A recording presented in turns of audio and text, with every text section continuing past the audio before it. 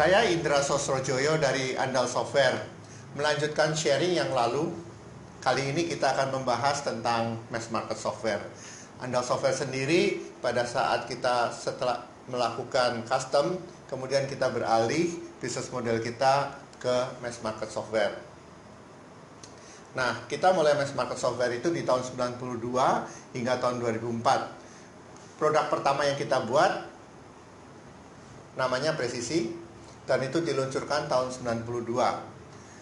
Pada saat itu kita membuat aplikasi untuk General Ledger. Nah, kemudian distribusi dilakukan oleh PT LX Media Komputindo. Karena kita merasa bahwa kita akan berfokus pada bagaimana caranya membuat paket, sedangkan untuk distribution kita serahkan ke perusahaan lain agar kita bisa fokus dan belajar untuk membuat software paket. Nah, selama 6 tahun kita belajar. Jadi pada tahun 98 kita membuat software yang lebih banyak lagi. Salah satunya adalah konsultan PPH 21. Kita juga punya yang namanya Saudagar untuk inventory, account receivable, account payable, dan penjualan. Nah, kemudian kita juga punya Andal POS, itu untuk point of sales, untuk kasir. Kemudian kita juga punya Siap, itu untuk apotek, dan beberapa produk-produk yang lainnya di tahun 98 ini. Nah, tentunya di dalam kita membuat software mass market ini banyak tantangan yang harus kita hadapi, terutama di dalamnya adalah untuk meningkatkan revenue kita itu perlu dilakukan dengan memperbesar jumlah outlet. Jadi kita pada saat itu mencari dan memikirkan bagaimana outlet ini bisa bertambah. Nah, yang kedua adalah cost of goods manufactured itu relatif lebih kecil dibandingkan dengan harga produk. Nah, tapi memang kalau kita membuat produk itu biaya di depan akan lebih mahal, karena pada saat itu kita harus membuat produknya dulu hingga selesai, baru kita bisa menjual ke perusahaan-perusahaan lewat distribution channel itu tadi. Nah, tantangan dari kita membuat mass market software terutama adalah branding. Pada saat itu, awal pertama kali kita masuk ke mass market, orang belum kenal Andal Software. Dan memang merek Andal Software itu baru diperkenalkan di tahun 92 pada saat kita masuk ke mass market. Kenapa kita harus tahu branding? Karena kita merasa bahwa untuk menjual produk, kita harus punya merek yang kuat. Jadi ada 2 merek pada saat itu, company-nya namanya Andal Software, sedangkan produknya namanya Presisi. Nah, ini yang kita pasarkan. Nah, kita harus mempunyai jaringan distribusi yang luas kalau kita ingin produknya bisa cepat terjual. Nah, customer support juga cukup tinggi. Kenapa customer support cukup tinggi? Karena pada saat orang itu membeli produk, itu lewat toko-toko.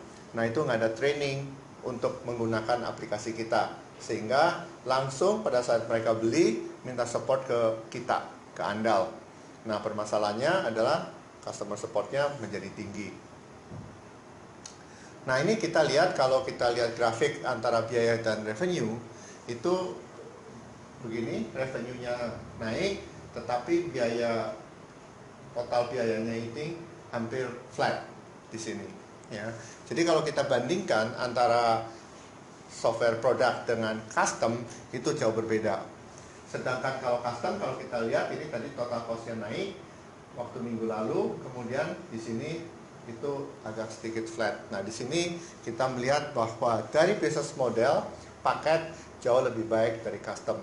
Dan tentunya dengan menjual paket lebih banyak, biayanya juga tidak terlalu besar juga di sini, cost of good manufacture-nya.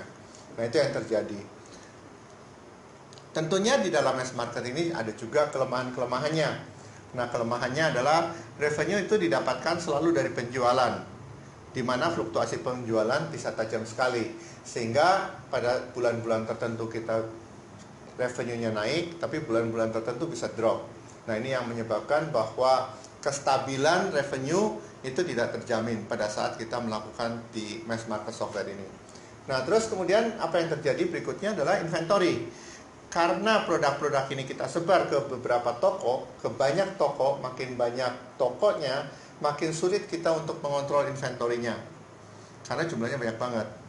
Sehingga kita harus memantau masing-masing toko inventorinya sisa berapa, dan jumlah produk kita cukup banyak juga, sehingga kita harus memantau satu persatu, telepon satu persatu, dan kadang-kadang penagihannya juga satu persatu.